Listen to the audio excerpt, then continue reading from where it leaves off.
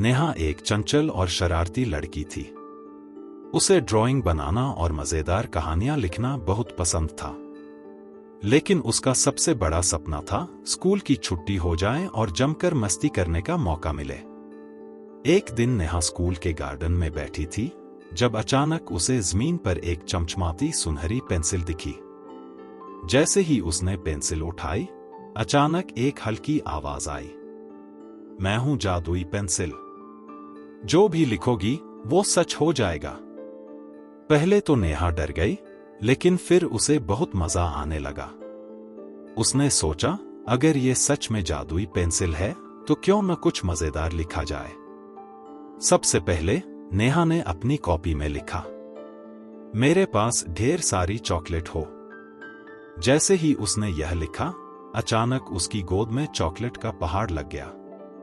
उसने खुश होकर चॉकलेट खाई और सोचा, वाह, यह पेंसिल तो सच में जादुई है। अब नेहा को एक और शरारत सूझी।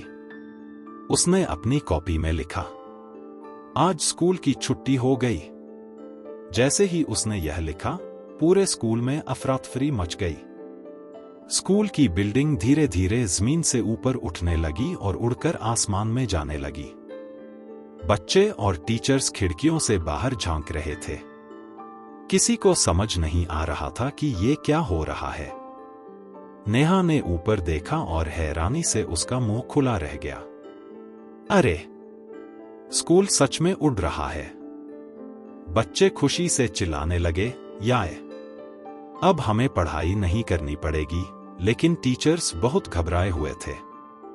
धीरे धीरे स्कूल बादलों के ऊपर पहुंच गया। अब नेहा को डर लगने लगा। अगर स्कूल आसमान में ही रह गया तो हम वापस कैसे जाएंगे? और अगर पापा को पता चल गया कि मैंने ये किया है तो मेरी तो खैर नहीं। अब उसे समझ आया कि उसने गलती कर दी है। नेहा ने जल्दी से अपनी जादुई पेंसिल उठाई और लिखा, स्कूल वापस जमीन पर आ जाए। लेकिन इस बार पेंसिल ने काम करना बंद कर दिया। नेहा घबरा गई।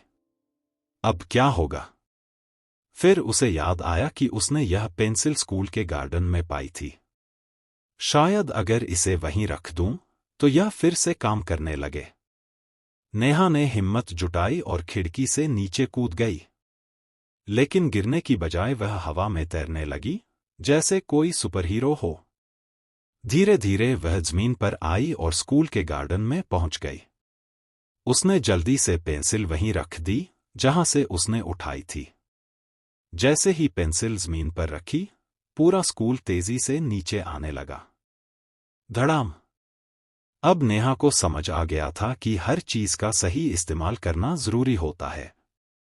उसने अपनी कॉपी में आखिरी बार लिखा, यह पेंसिल किसी ऐसे इंसान को मिले जो इसका सही इस्तेमाल करे।